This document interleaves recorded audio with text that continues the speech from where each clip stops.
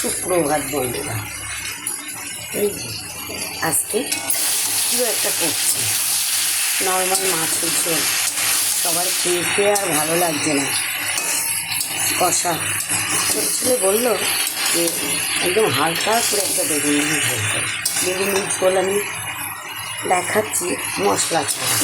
আমি কড়াইতে প্রথমে দিয়েছি তেল, তারপরে তেলটা গরম হলে দিয়েছি পাঁচফোড়নটা একটু লাল হলে দিয়েছি আপনার মিডিয়াম সাইজের পেঁয়াজ আর কিছুটা কাঁচা লঙ্কা। লাল লাল করে পেঁয়াজটা ভেজে নিয়ে দিয়ে দিলাম সবজি, বেগুন, আলু আর ছালনা ছাড়িয়ে কোটা দুটো টমেটো। এটাকে পরে ছাড়িয়ে দেব।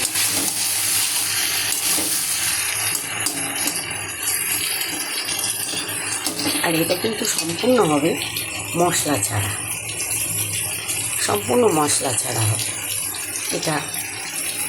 একদিন খেয়ে দেখবেন যে কেমন হয়, সত্যি খুবই সুন্দর হয়। একটু কষাবেন সুন্দর করে, তাহলে বিনা মশলায় এই তরকারি এত দারুণ হবে।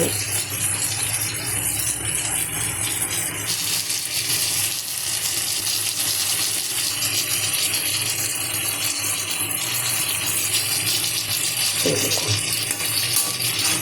এই টমেটোর জামাগুলো ছাড়াচ্ছি, এবারে গোটা টমেটো এলো, এটাও তাই এরও জামাগুলো ছাড়াবো।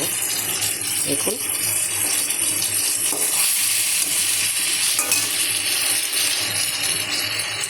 ভীষণ বাজে দেখায় এই টমেটোর এইগুলো যদি তরকারিকে ভাসে কেটে দিলেও বাজে দেখায়।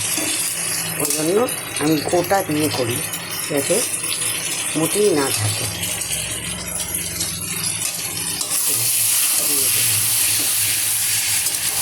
দেখুন সুন্দর এখনো একটু আছে।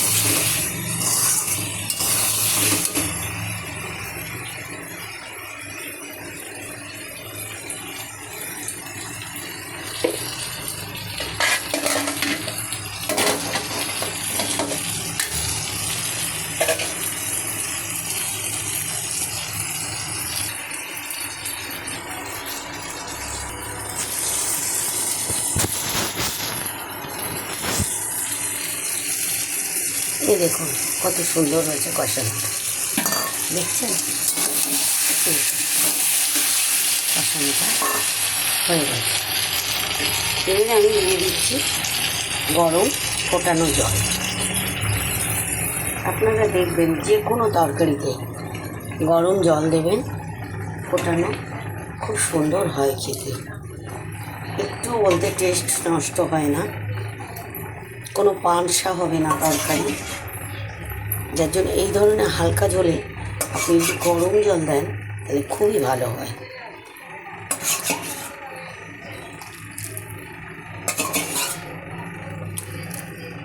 দেখুন এটা তো ফোটার জন্য আর কোনো টাইম লাগলো না, সাথে সাথেই ফুটে গেল তরকারিটা।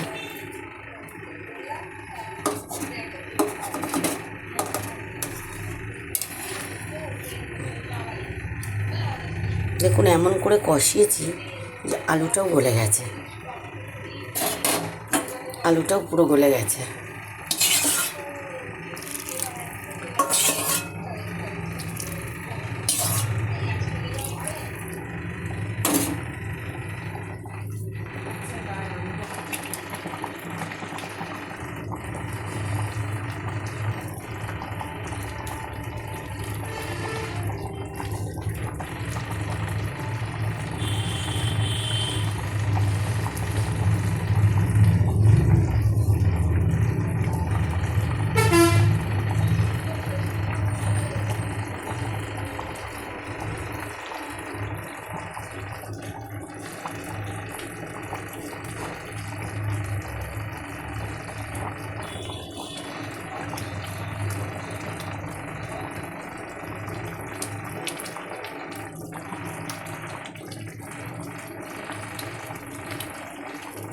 দেখুন তরকারিটা হয়ে গেছে। আপনারা একদিন আমার মতো করে রান্না করে খেয়ে দেখবেন, সত্যিই সুন্দর হবে। কোনো মশলাই লাগবে না, কোনো মশলা লাগবে না। এভাবে একদিন খেয়ে দেখুন আর আমাকে জানান যে কেমন হয়েছে। আমি প্রথম সবে ভিডিও করছি, কতটা ভালো হবে আমি জানি না, তবে আপনারা ভালো হলে নিশ্চয়ই ভালো হবে। টাটা, রাখছি, ভালো থাকবেন। আবার দেখা হবে সন্ধ্যা 7টায়। ততক্ষণ আমার সাথে থাকবেন, ভালো থাকবেন।